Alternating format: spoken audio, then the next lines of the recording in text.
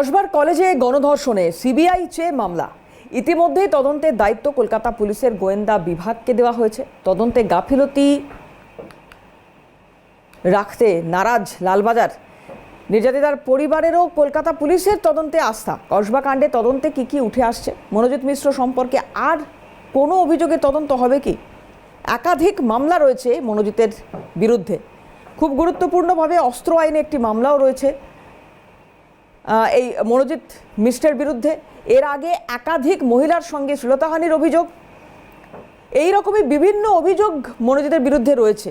কসবা কাণ্ডে সিবিআই চেয়ে একটি মামলা হয়েছে, কিন্তু তার পাশাপাশি যখন কলকাতা পুলিশের গোয়েন্দা দপ্তর এটি নিয়ে তদন্ত করছে, তখন পাশাপাশি আগের যে মামলাগুলো এই মনোজিতের এগেনস্টে ছিল, সেই মামলাগুলো কি এক্ষেত্রে পর্যবেক্ষণে রাখা হবে?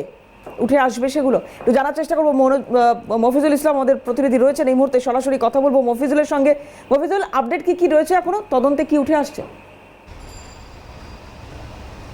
দেখো, তদন্তের ওপর যথেষ্ট জোর দিচ্ছে কলকাতা পুলিশ। তার কারণ তুমি জানো যে ইতিমধ্যেই এই কসবার ধর্ষণ কাণ্ডকে কেন্দ্র করে কলকাতা হাইকোর্টে 3টি জনস্বার্থ মামলা দায়ের করা হয়েছে, যেখানে সিবিআই তদন্তের দাবিও কিন্তু উঠেছে।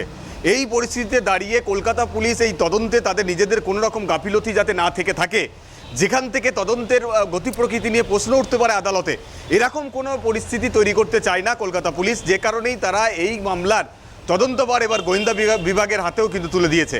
অর্থাৎ কসবা গণধর্ষণ কাণ্ডের ঘটনার তদন্তভার এবার কলকাতা পুলিশের ডিডিও কিন্তু তদন্তের দায়িত্ব তারা নিয়েছে, যে তদন্তভার তারা কিন্তু ইতিমধ্যে আজ থেকে সেই তদন্ত প্রক্রিয়া শুরু করবে।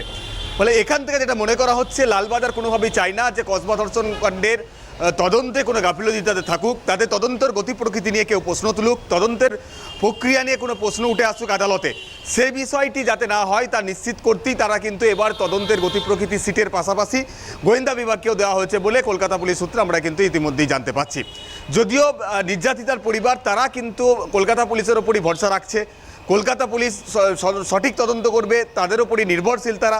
ফলে তাদের যে আস্থা কলকাতা পুলিশের ওপর রয়েছে, সেই আস্থাকে পূর্ণ মর্যাদা দিতেই কিন্তু কলকাতা পুলিশ এই ঘটনার তদন্তের ওপর বিশেষ নজর দিয়েছে। ইতিমধ্যেই কলকাতা পুলিশের তরফ থেকে এই মামলা, বিশেষ করে এই কসবা কাণ্ডের মামলা লড়ার জন্য বিশেষ পিপি নিয়োগ করা হয়েছে, যিনি কিন্তু শুধুমাত্র এই মামলাটির ওপর ফোকাস করবেন। ফলে তুমি বুঝতেই পারছো যে কলকাতা পুলিশের একটার পর একটা পদক্ষেপ, সেখান থেকে কিন্তু স্পষ্ট হচ্ছে কসবা ল কলেজের ধর্ষণ মামলায় তারা কিন্তু যথেষ্ট গুরুত্ব দিচ্ছে, যাতে করে অভিযুক্তদের বিরুদ্ধে। জানতে চাইবো, অনেকেই আরজিকর ঘটনার সঙ্গে বিভিন্ন বিষয়ে এই ঘটনাকে সামনে আনছেন বা তুলে ধরছেন, বা একটা তুল্যমূল্য আলোচনা চলছে।